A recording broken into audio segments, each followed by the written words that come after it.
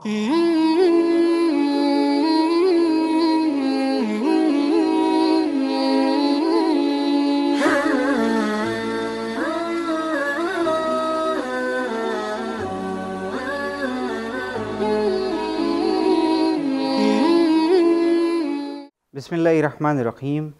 इन्नमा युरिदुल्लाह लियुज़हिबा अन्कुम अर्रिज्सा अहलल बैत व युत्तहिरकुम तत्हीरा। अल्लाहुम्मा सल्लि अला मुहम्मद व आलि मुहम्मद। मुअज़्ज़िज़ नाज़रीन, अस्सलामु अलैकुम व रहमतुल्लाहि व बरकातुहू। मैं हूँ आपका मेज़बान ज़ैन रिज़वी, हाज़िर ख़िदमत हुसैनी चैनल के हवाले से तमाम मोमिनीन का खैर मक़दम करता हूँ और अपने वक्त के इमाम सरकार हुज्जत हज़रत इमाम मेहदी अक़रुज़्ज़मा अलैहिस्सलातु वस्सलाम की बारगाह अक़दस में आपके जद हज़रत अमीरुल मोमिनीन अली इब्न अबी तालिब अलैहिस्सलातु वस्सलाम की विलादत बसादत के मौके पर मुबारकबाद पेश करता हूँ और तमाम मोमिनीन की खिदमत में मुबारकबाद पेश करता हूँ।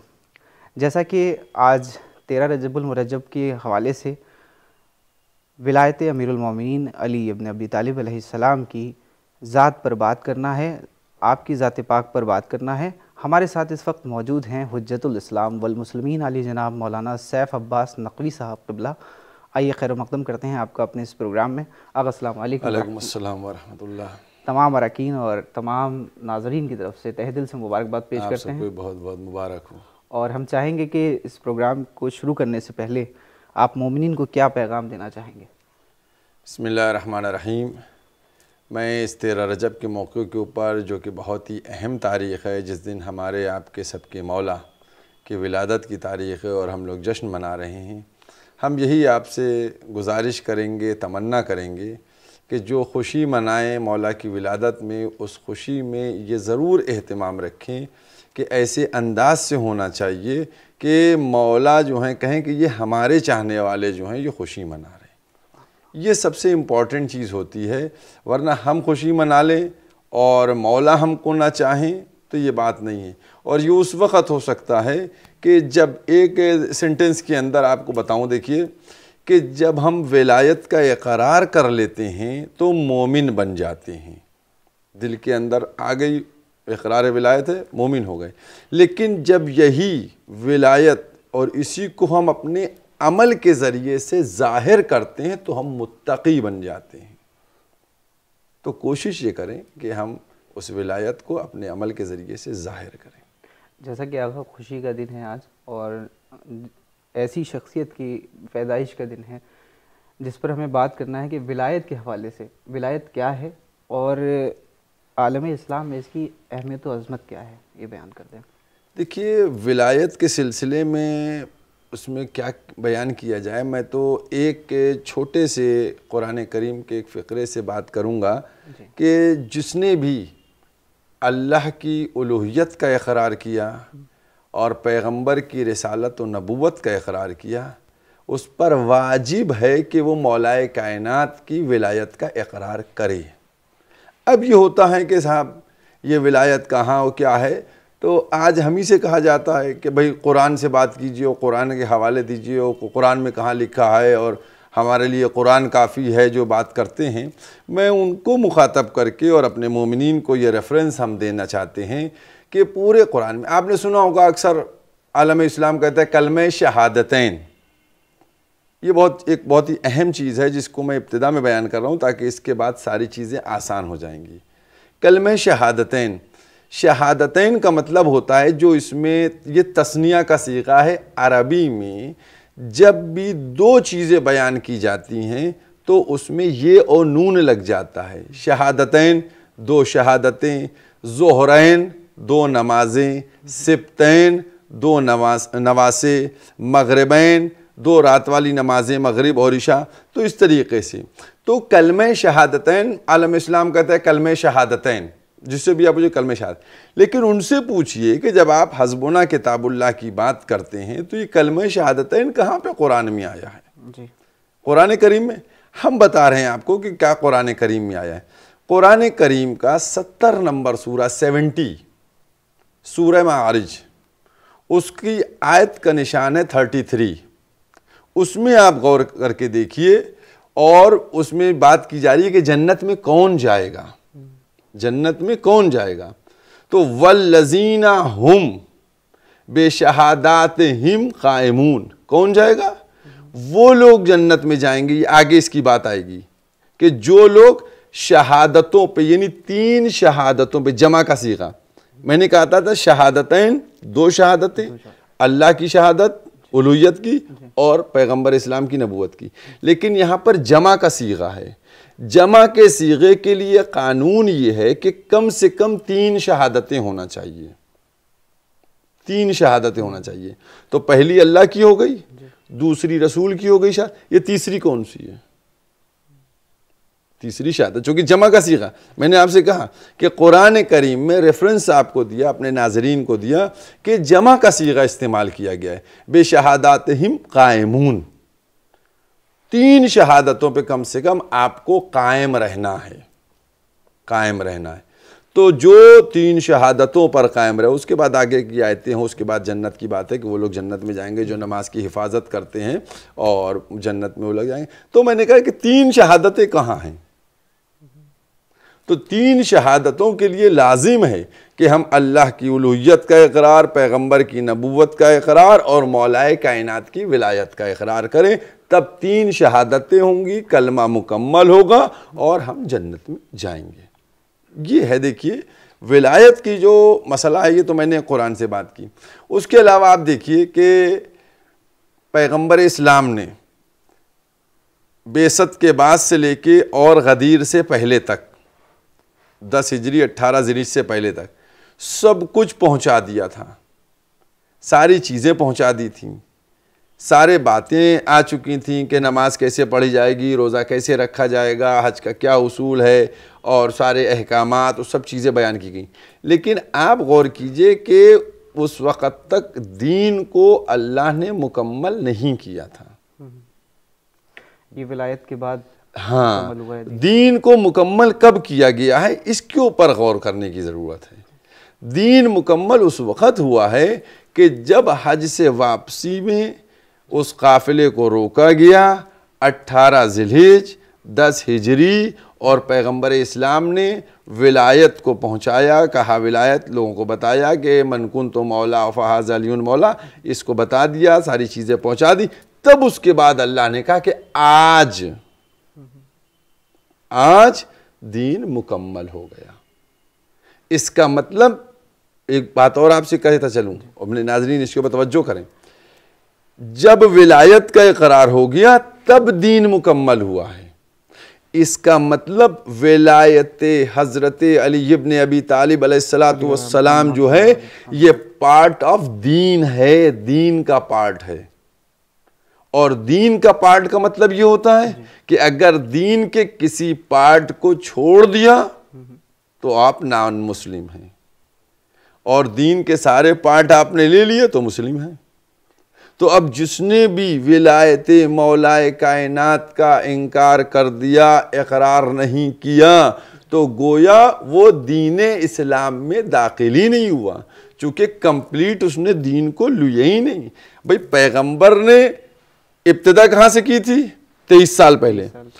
अब 23 साल बाद पैगंबर इस्लाम कह रहे हैं आज दीन मुकम्मल हो गया।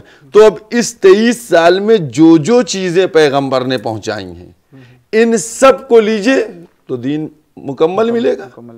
और अगर आपने इन सब में से कोई एक चीज़ छोड़ दी तो कहाँ दीन मुकम्मल होगा। लिहाजा विलायत जो है, इसको समझने की ज़रूरत है, और विलायत की अहमियत को आप समझें, क्योंकि अल्लाह ने विलायत के सिलसिले में किस कदर, एक आपको और विलायत की अहमियत के ऊपर आप देखिए, वो चीज़ें देखिए, इशारे होते हैं। क्योंकि आपको सबको मालूम है, सारे नाजरीन हमारे जानते हैं कि कुरान करीम में डिटेल से कोई गुफ्तगू नहीं हुई है, हत्ता कि वज़ू, नमाज। आज नमाज में प्रॉब्लम चल रही है, कोई कहता है हाथ बांध के पढ़ो, कोई कहता है खोल के पढ़ो। अगर अल्लाह जो है नमाज को डिटेल से लिख देता है क्लियरली कि नमाज ऐसे ऐसे ऐसे ऐसे होगी, तो चाहे हाथ बांध के लिखी होती या हाथ खोल के लिखी होती, सब एक तरह से पढ़ लेते। वज़ू के ले लीजिए, जो नमाज से भी पहले का एक मुकद्दमा है वज़ू, उसमें प्रॉब्लम चल रही है।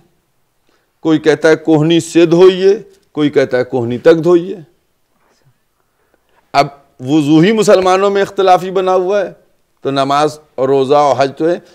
ये मेरी एक दो चीज़ें बहुत ही गौर से आप हमारे नाज़रीन इसको समझें कि वज़ू को डिटेल से कुरान में नहीं कहा, ठीक है, वज़ू को डिटेल से नहीं बताया गया कुरान करीम में। अगर बता देता तो कम से कम पूरी दुनिया जो नॉन मुस्लिम है, अगर वो हमारे सामने खड़े हो जाएं और हमसे ये कह दें क्या तुम लोग मुसलमानों की बात करते हो, तुम्हारे क्या देखो कितने फ़िरक़े हैं, कोई वज़ू ऐसे करता है, कोई वज़ू ऐसे करता है, कोई नमाज हाथ खोलता है, कोई बांधता है, क्या जवाब देंगे? हम अपनी दलील देंगे, वो अपनी दलील देंगे, वो अपनी बात करेंगे, वो अपनी बात करेंगे। नतीजा क्या होगा कि इसमें लोग कहेंगे ये मुसलमान कैसे हैं भैया, किसी एक ही की तो नमाज सही होगी, किसी एक ही का तो वज़ू सही होगा। तो अब यहाँ पर डिटेल नहीं है, खुलासा कि डिटेल कुरान में नहीं है, तो यहाँ पर भी डिटेल नहीं। अब यहाँ पर देखिए जो एक आयत नाजिल हुई थी गदीर के मौके के ऊपर 18 ज़िलहिज को, वो क्या है? रसूल पहुंचाओ उसको जो तुम पर, इन लम तफअल, सूरह मायदा की आयत का हिस्सा है। अगर तुमने ये, किससे कहा जा रहा है? रसूल से। अगर तुमने ये नहीं किया, फमा बल्लग़्त रिसालत हो, तो तुमने रिसालत ही को नहीं पहुंचाया। यानी अगर विलायत का आपने जो है पैगाम नहीं पहुंचाया तो कारी रिसालत 23 साल की सारी चीजें जो हैं कुछ भी मायने नहीं रखती। कुरान है, कुरान है ये। या अय्युहर रसूल बल्लिग़ मा उन्ज़िला इलैका मिन रब्बिक, ए रसूल उसको पहुंचाइए, तबलीग कीजिए जो आपको आपके रब की तरफ से। अब उसके बाद आप देखिए, इन लम तफल, अगर ये नहीं किया, फमा बल्लग़्त रिसालत, तो तुमने रिसालत ही को अंजाम नहीं दिया। तो जो रसूल ने 23 साल काम किए, वो सब के सब जो है, सब मेहनत जो है, रसूल ने उनके ऊपर कूड़ा फेंका गया, पत्थर मारे गए, कांटों पे चलाया गया, भूखे रहे, किस तरीके से पैगंबर इस्लाम ने मुसीबतें बर्दाश्त की। तो ये सारी मुसीबतें और 23 साल की मेहनत एक तरफ, और इन लम तफल ये एक तरफ। ये कुरान है, देखिए बिल्कुल, ये एक तरफ और ये सब एक तरफ। अब आप बताइए मुझे, मैं एक छोटा सा एग्जाम्पल आपके सामने पेश कर रहा हूँ और जो हमारे नाजरीन हैं उसको भी समझें और गौर करें। देखिए ऐसा होता है कि अगर, क्या कहा, इन लम तफल, अगर तुमने ये नहीं किया, ठीक है, ये जुमला उर्दू का है, इसको याद रखें, अगर तुमने ये नहीं किया, अगर तुमने ये नहीं किया। अब मैं आपको एक छोटी सी मिसाल दे रहा हूँ इसलिए क्योंकि कोई भी बात अगर आपको बताई जाए और कही जाए तो उसमें एग्जाम्पल की जो बात आती है, मिसाल की जो बात आती है, वो इसलिए आती है कि उससे बात दिमाग के अंदर जल्दी चली जाती है। अब मैं वो एक एग्जाम्पल पेश कर रहा हूँ। देखिए एक साहब थे, उनका बेटा बड़ा फर्माबरदार था, बहुत अच्छा बेटा था उनका। उन्होंने बेटे से कहा, बेटा ऐसा है कि मसलन आज तुम ये काम कर देना, ख़त्म होगी बात, बेटा ये काम कर देना। मालूम है बाप को बेटा अच्छा है, कर देगा। एक साहब थे, उनका बेटा नाफरमान था, बेटा उनका नाफरमान था, इग्नोर कर देने वाला। उन्होंने कहा कि देखो तुम आज ये काम कर देना, अगर तुमने ये नहीं किया। यहाँ फर्क है बताने में दोनों के। जिसको कॉन्फिडेंस था कि बात मान ली जाएगी, उसने अगर का वर्ड यूज नहीं किया, ठीक है, उसने नहीं कहा मुझको मालूम है बेटा हमारा फर्माबरदार है, करेगा, बेटा ये काम कर देना। जहां ये डाउट था कि बेटा जो है वो नाफरमानी करेगा, उस जगह बाप जो है बेटे से कहेगा कि ये काम कर देना, अगर तुमने ये नहीं किया तो मसलन तुम्हें सजा दी जाएगी। अगर का लफ्ज, अगर तुमने ये नहीं किया, तो इसका मतलब लफ्ज अगर यूज उस वक्त होता है कि जब कंफ्यूजन होता है कि ये मानेगा या नहीं मानेगा। अब आइए आयत की तरफ, ये बातें क्लियर हो गई मिसाल में कि कंफ्यूजन जहां होता है वहां ही होता है कि अगर तुमने ये नहीं किया। तो अब अल्लाह क्या कह रहा है, इन लम तफल, अगर तुमने नहीं किया। तो क्या नऊज़ु बिल्लाह, तौबा तौबा, खाकन बदहन, अल्लाह जो है वो ये समझ रहा था कि मोहम्मद पहुंचाते हैं या नहीं पहुंचाते, कुछ कंफ्यूजन था जो अगर का। मैंने उधर मिसाल में क्या कहा, अगर तुमने नहीं किया, वैसे यहां पे इन लम तफल, अगर तुमने नहीं किया तो क्या कुछ कंफ्यूजन था? अगर नहीं किया तो किस तरीके से इसको अंजाम दिया जाएगा? नहीं, क्या कहा? इन लम तफल, अगर तुमने इसको नहीं पहुंचाया पैगाम को, मैसेज को, फमा बल्लगता रिसाल, तुमने रिसालत को अंजाम नहीं दिया, है ना? 30 साल की तुम्हारी मेहनत सब चली जाएगी। अगर का लफ्ज, आप लफ्ज अगर के ऊपर, और वो भी ऐसी शख्सियत से कहा जा रहा है जो महबूब। हाँ, यही मैं कह रहा हूं।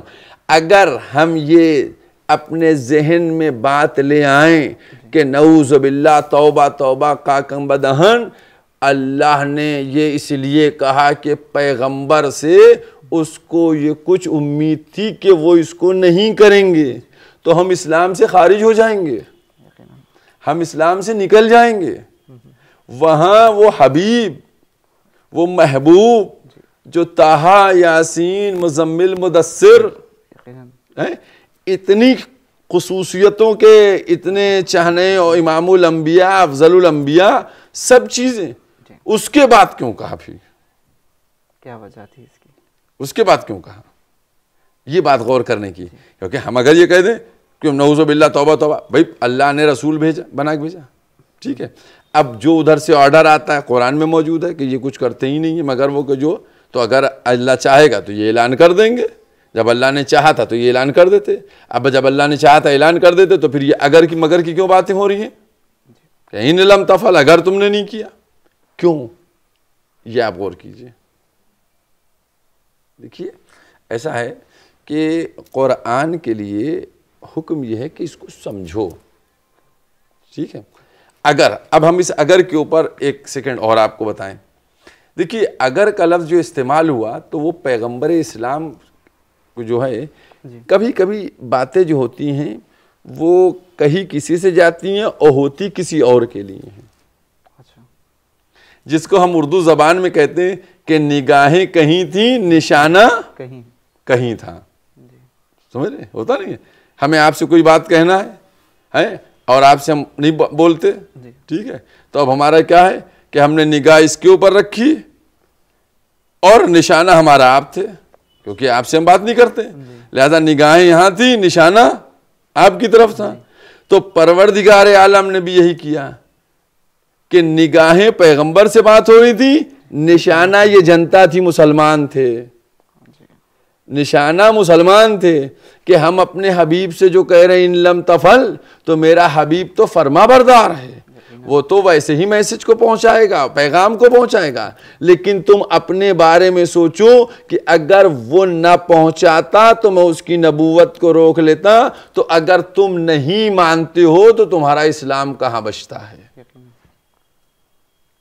अगर यहाँ पर एक सवाल मैं करना चाहूँगा कि हुजूर सल्लल्लाहु अलैहि वसल्लम पे आये बल्लिग जिस तरीके से नाजिल हुई है, कहा जाता है 3 बार नाजिल हुई।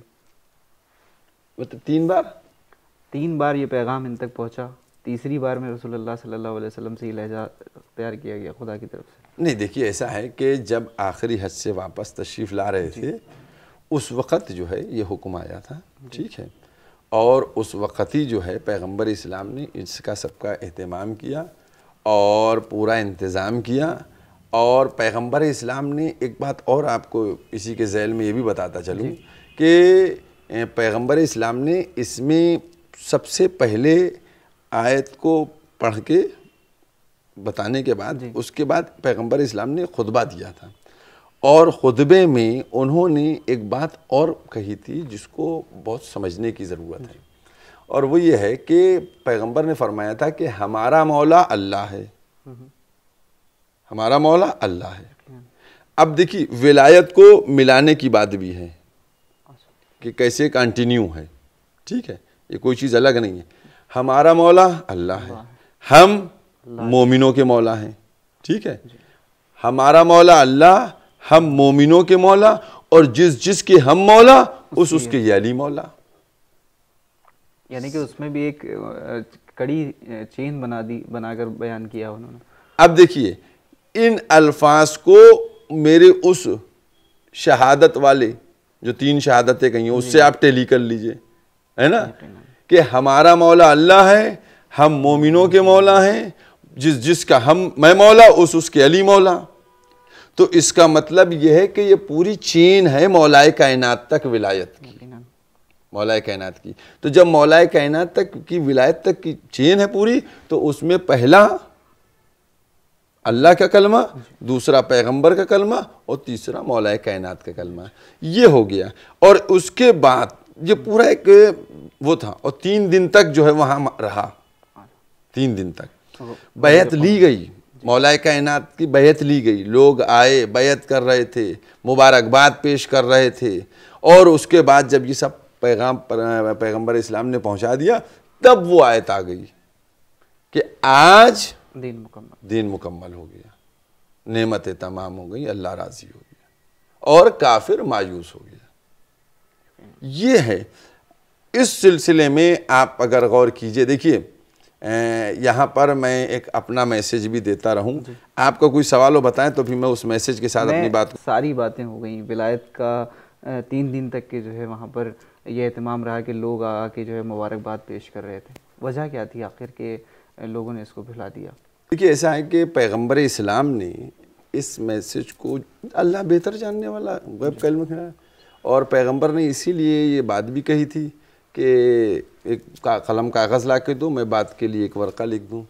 देखिए ऐसा है कि जो लोग थे उनको आप समझने की कोशिश करें और उनको जानिए आप, काफिरों के लिए।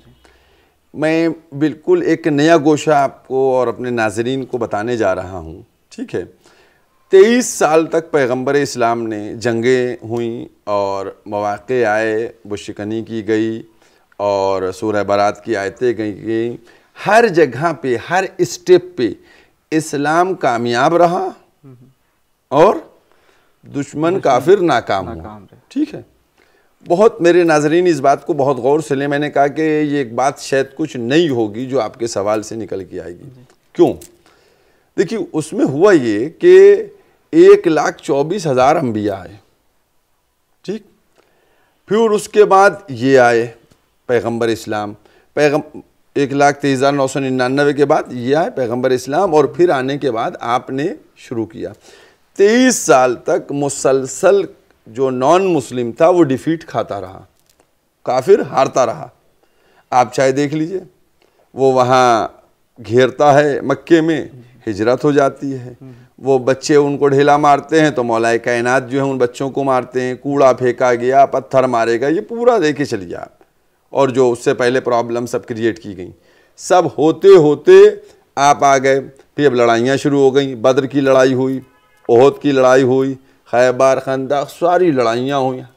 लेकिन आप एक बात को नोट करें कि बद्र में कितने आदमी थे, बद्र के बाद ओहद में कितने। देखिए बद्र में के बाद ओहद में और बढ़ा लश्कर, ओहद के बाद खंदक में और बढ़ा लश्कर, खैबर में जंगें शुरू हो रही हैं, वैसे वैसे लोगों की तादाद इधर इस्लाम की कुव्वत बढ़ती जा रही है और उधर काफिर नई कुव्वत से आ रहा है।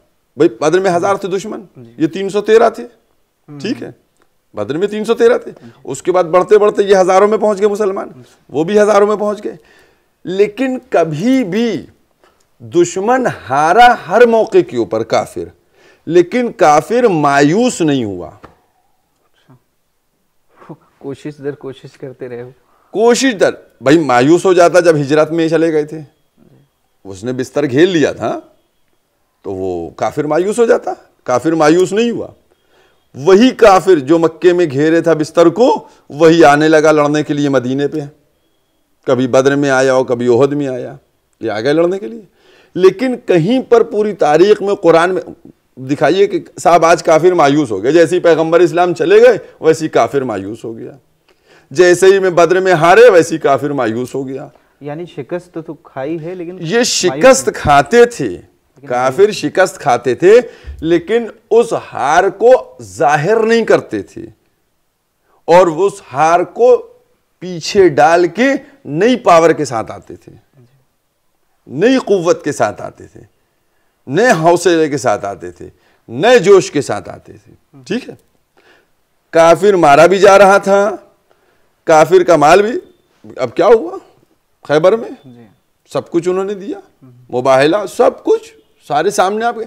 लेकिन कभी भी दुश्मन मायूस नहीं हुआ, दुश्मन मायूस नहीं हुआ, नई पावर के साथ आया। गदीर के मौके के ऊपर जब सिर्फ टोटल मुसलमान थे, टोटल मुस्लिम्स थे, उस मौके के ऊपर जब आयत नाजिल हुई तो उसने क्या कहा कि दीन मुकम्मल हो गया और अल्लाह राजी हो गया और नेमतें तमाम हो गई और काफिर मायूस हो गया।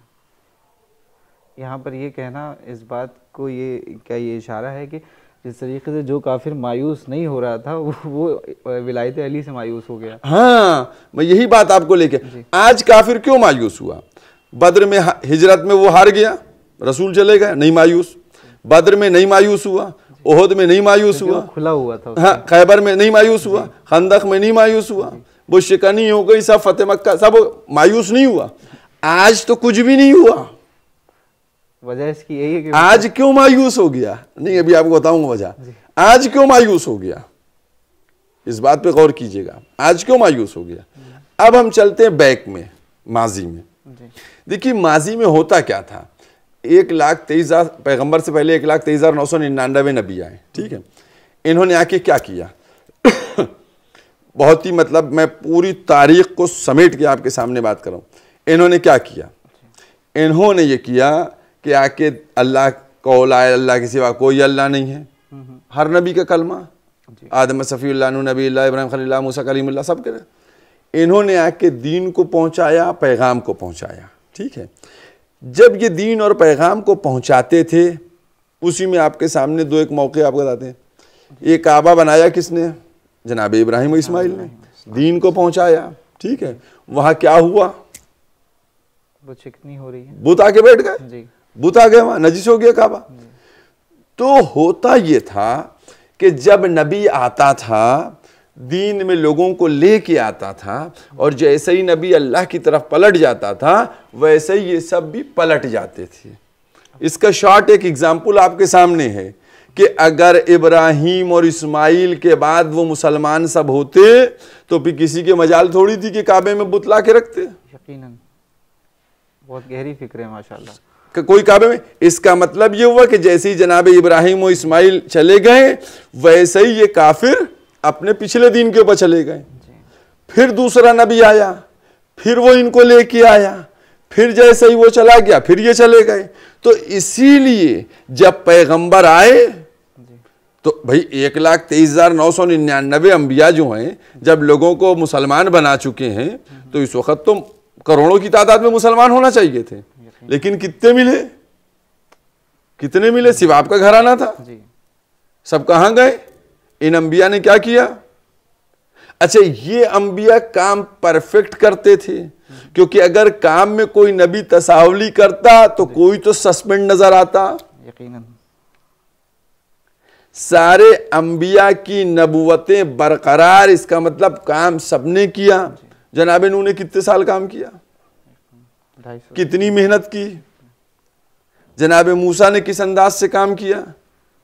ये सब मुसलमान कहाँ गए जिनको ये लोग बनाए? तो होता यही था, सब पलट जाते थे। अब आप देखिए कि जब पैगंबर आए तो पैगंबर के सामने कितने मुसलमान मिले? आपको खुद मालूम है, सारी तारीखों ने लिखा कि जब आपने हिजरत फरमाई और जंग बद्र हुई तो 313 पहली जंग में थे, और जोड़ लीजिए घटा लीजिए कितने होंगे। तो हुआ ये कि ये माजी की तारीख को देखे थे, इनकी ये मेंटल को अपने अपने दिमाग को प्रिपेयर किए हुए थे कि जब नबी चला जाता है तो हम भी बैक मार देते हैं। यानी कि वजह यही थी इसकी। हाँ, हम भी बैक मार देते हैं। इसीलिए पैगंबर इस्लाम ने जब कार्य रिसालत को शुरू किया तो ये मायूस इसलिए नहीं होते थे, मायूस इसलिए नहीं हो रहे थे क्योंकि इनको माजी की तारीख मालूम थी कि मोहम्मद कितने साल जिएंगे। जब 900 साल वाला ना रहा, 500 साल वाला ना रहा, 100 साल वाला ना रहा, तो ये कितने दिन रहेंगे? जैसे ही मोहम्मद पलटेंगे वैसे ही हम भी पलट जाएंगे। लिहाजा इनकी कुव्वत कभी कमजोर नहीं हुई, नए नए जोश के साथ ये आते रहे, नई नई कुव्वत के साथ ये आते रहे और मुकाबला करते रहे कि हम जंग जीते या हारे, हमें तो पलट जाना है। लेकिन जैसे ही पैगंबर इस्लाम ने गदीर के मैदान में कहा मन कुन तो मौला हो फहाज़ा अलीउन मौला, जिसका मैं मौला उसके अली मौला, यानी पैगंबर ने बताया कि मैं चला जाऊंगा लेकिन सिलसिला खाली नहीं छोड़ेगा, ये हमारे बाद मौला बन जाएगा। तो अब ये लोग कि जो मुतमईन थे काफिर कि मोहम्मद के पास पलट जाएंगे, इसीलिए अब मेरे सेंटेंस को सुनिएगा, इसीलिए पैगंबर इस्लाम ने बिला फसल अली इब्न अबी तालिब की विलायत का ऐलान कर दिया था कि अब तुम लावारिस नहीं रहोगे, अगर जाने की कोशिश करोगे तो ये वली तुमको फिर पलटा लाएगा, ये वली तुमको फिर ले आएगा। और अभी एक आखिर में आपको और सबूत देता हूं, वली तुमको फिर पलटा लाएगा, वली तुमको ले आएगा। अब जो आपने कहा कि ये इख्तिलाफ क्यों हो रहा हो इस तरीके से, तो वो इसी बात का नतीजा है कि जो लोग आए थे इस्लाम में, इख्तिलाफ और प्रॉब्लम और न्यूसेंस उन्हीं ने क्रिएट किया। वो इस्लाम के लिए नहीं आए थे बल्कि इस्लाम में अपनी जान को बचाने के लिए आए थे, लिहाजा उनको मुसलमान न कहा जाए। वो सब कुफ्र के ऊपर थे क्योंकि उन्होंने विलायत का इकरार नहीं किया था, और जब इकरार हो गया तो उन्होंने पैगंबर के बाद न्यूसेंस क्रिएट कर दिया। और अभी आपको विलायत की इंपॉर्टेंस आपको समझाते हैं। इब्राहिम के बाद मुसलमान कहां थे, नूह के बाद कहां थे, मूसा, ईसा, यहया, जकरिया सब कहां गए, सबके बाद गायब थे। लेकिन मोहम्मद के बाद मुसलमान कहां हैं? पैगंबर इस्लाम की रिहलत के बाद आज पूरी दुनिया में पॉपुलेशन में अगर आप जोड़िए तो मुस्लिम सेकंड नंबर पे आते हैं। तो जब इतने अंबिया, भाई पैगंबर की कितनी उम्र थी? 63 साल। काम कितने दिन किया? 23 साल। ठीक है। और अंबिया ने 100 साल और कई सौ साल तक काम किया। तो इन्होंने 23 साल में क्या किया कि आज तक मुसलमान बचा हुआ है। उन्होंने क्या किया था कि जो मुसलमान बच नहीं पाया। नाजरीन बहुत मतलब डीप जो है भाई, चूंकि आपका मौजू विलायत तो इसके ऊपर करें। वजह उसकी ये थी कि उन्होंने अपना कोई वली, बस यही है कि उन्होंने अपने बाद जो है जी आदम का कलमा, ला इलाहा इल्लल्लाह, मूसा कलीमुल्लाह, इस कलीमुल्लाह को सिक्योर नहीं किया गया था, ईसा रूहुल्लाह को सिक्योर नहीं किया गया था, लेकिन मोहम्मद रसूलुल्लाह को सिक्योर किया गया अलियन वलीउल्लाह से। लिहाजा पैगंबर के जाने के बाद मुसलमान खत्म नहीं हुआ, क्योंकि एक सिलसिला विलायत और इमामत शुरू कर दी थी जो दीन का तहफ़्फ़ुज़ करती रही, दीन को बचाती रही, और आज आपके सामने है। अल्लाह, मेरा एक सवाल है यहाँ पर कि जिस तरीके से हुज़ूर सल्लल्लाहु अलैहि वसल्लम ने बहुत कम वक्त में कि हुज़ूर सल्लल्लाहु अलैहि वसल्लम ने ये लोगों तक को बयान किया, बताया कि जो है मेरे बाद मेरे 12 जानशीन होंगे, और किस तरीके से विलायत को आगे बढ़ाया इमाम मासूमीन अलैहिस्सलाम। देखिए विलायत को, क्योंकि सारी अहादीस, मैंने कहा नहीं भाई, मैं इतनी देर से जो बात कर रहा हूँ मैंने कोई हदीस का सहारा ही नहीं लिया। जी जी। मैंने तो सिर्फ कुरान के रेफरेंसेस दिए हैं, क्योंकि कोई भी जो है वो ऑब्जेक्शन ही ना कर पाए कि साहब ये हदीस ज़ईफ़ है, ये हदीस। तो सारे मासूमीन ने उन तमाम चीज़ों को, भाई वो तो पैगंबर से कह के गए, लोग मौजूद थे, समझ रहे थे, उसमें तो कोई डाउट ही नहीं था कि एक के बाद दूसरा। भाई आपको एक छोटी सी बता दे बात, इमाम हसन और इमाम हुसैन के बाद जो है जब विलायत की बात आई तो कैसे साबित किया गया है? जी। आकर देखिए हजर असवद बताएगा कि जब उसने चौथे इमाम के सिलसिले में कि ये हुआ कौन वारिस है, कौन वारिस है, तो मासूमीन अलैहिस्सलातु वस्सलाम ने, जो हमारे इमामों ने विलायत को, क्योंकि इसमें कोई बात ही नहीं थी, और जो इनको शहीद किया गया वो इसी रीज़न के तहत शहीद किया गया। हज़रत अली से लेके 11वें इमाम तक सब शहीद है। क्यों? वो इसीलिए शहीद हुए चूंकि ये वो वली थे कि जो दीन के मुहाफिज थे। ठीक है। और दुश्मन जो है, तो अब जो इनका कलमा पढ़ेगा बिल्कुल एकदम क्लियर है, ये दूध अलग और पानी अलग है, एकदम अलग अलग दोनों चीज़ें, दोनों खेमे अलग अलग हैं। ये दोनों चीज़ें इसीलिए अलग अलग हैं। अब आप देखिए करबला में सब क्या कहते थे, साहब वो मुसलमान थे, मुसलमान थे। अब कौन से मुसलमान थे? इमाम हुसैन ने करबला के मैदान में इसीलिए 2 खेमे लगा दिए। भाई 2 ही चीजें तो होंगी, एक हक होगा एक बातिल होगा। तो अब जो विलायत को और जो 12 इमामों की इमामत को तस्लीम किए हुए है, तो गोया वो मोमिन है, वो ईमान लाया है, वही जन्नती है। और जिसने भी इन 12 इमामों की इमामत से इनकार कर दिया, इनको कबूल नहीं किया, तस्लीम नहीं किया, यकीनी तौर के ऊपर वो बहरहाल उसको आप काफिर नहीं कह सकते। मुनाफिक का लफ्ज़ क्यों है? इसीलिए खत्म होगी बात। 2 है ना, मोमिन, मुसलमान, मुनाफिक, तो ये है। तो इसलिए जो है मैं समझता हूँ कि विलायत की इम्पोर्टेंस को समझना चाहिए।